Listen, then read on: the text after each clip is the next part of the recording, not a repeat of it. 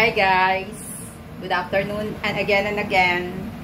So, nahanap ko ta diri karon.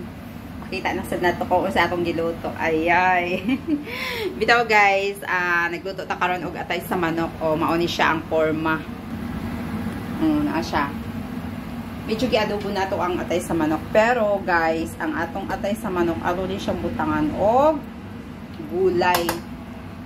So, ayan, hapit na, luto na siya. Ato nang ibutang ang gulay na atong one of the favorite na gulay gyud is ang palaya. Lagi gyud na guys. Kasi since may edad na tayo, may edad na tayo, at lagi tayong napupuyat, hindi tayo nakakatulog ng maigi. So, ito ang palaya is para makapag-supply ng gandang hormones na para sa dugo. Oh, ayan guys, di ba? Yummy! Ayan, yummy guys. Ayan, yan lang yung pagkain natin for today's video. Thank you guys and don't forget to follow me.